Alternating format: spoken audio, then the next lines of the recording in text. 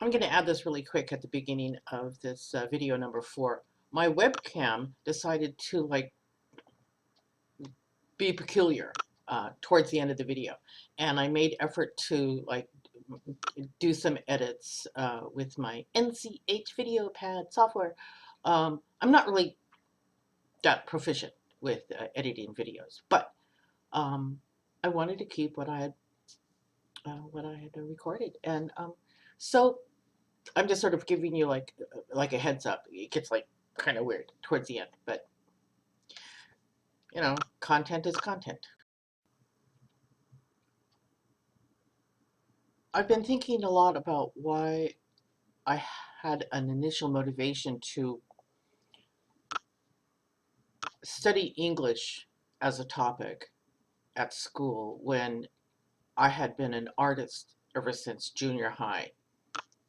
Um, I know that sounds a little strange, but I won an honorable mention for designing costumes for an opera of Merry Wives of Windsor, and it was a 9 Bay Area county. My stepdad said, "Only an honorable mention? I thought you won something." He was always very kind like that. And I told him, I said, "You've never even read Shakespeare," as I walked off with my feelings hurt. But I grew up in a household that didn't speak what is considered standard English. Subdialects were spoken in my home. My mother was born in Japan and came over as a war bride. And when I told her my decision was to study English at college, she is Capricorn. And she says, "Why don't you study business?" And I told her, I said, "If you're so interested in business, why don't you go to school and you study business?" I said, "If you did that and got your citizenship, you'd be more dangerous than you are." So, but she just sort of gave me this look and said, "Why study the English? You speak the English." Not, this house does not speak English that will enable me to get a job and make a decent wage. But I didn't say anything. Um, and then my birth father, my biological father, was from Mississippi, and I could just hear him in my head saying, "But darling, baby girl, we had been speaking English all this time."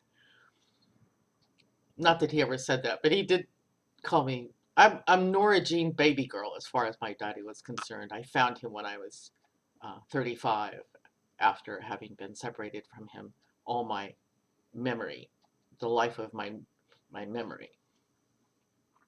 So here's my father speaking in wonderful Mississippi accent, yay Hattiesburg, and my mother ordering drinks as a cocktail waitress saying, "Give me a Johnny Walker Red on the locks.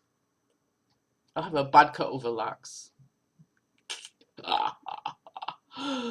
She was up with my little sister up in Guerneville, and she really liked football.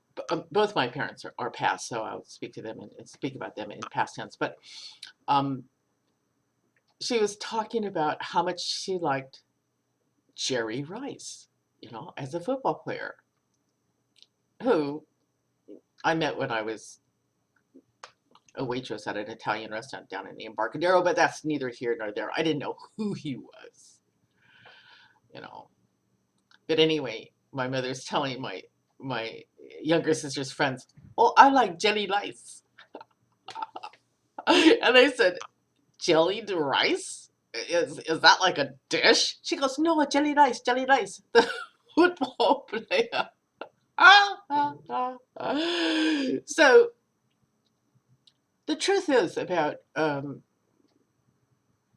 getting jobs in America. accents and what is considered a non-standard dialect gets in the way of being able to get a job that's going to pay you a decent wage or moving forward.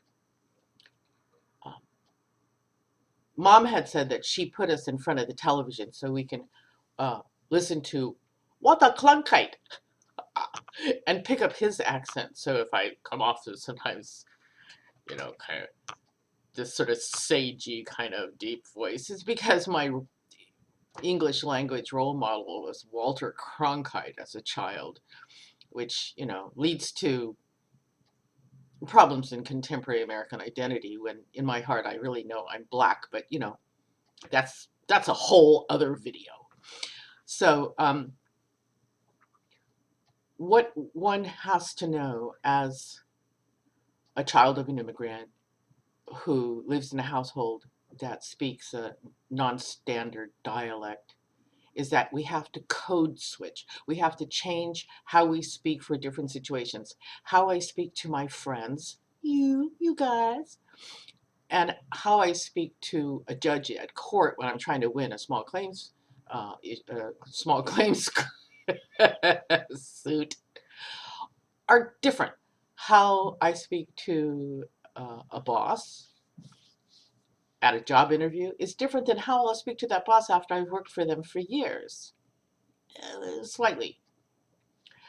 How I'll speak to someone who gets in my face, wants a cop a wolf ticket with me, then all of a sudden, like, I'll channel my inner Black girl and I'll cut somebody.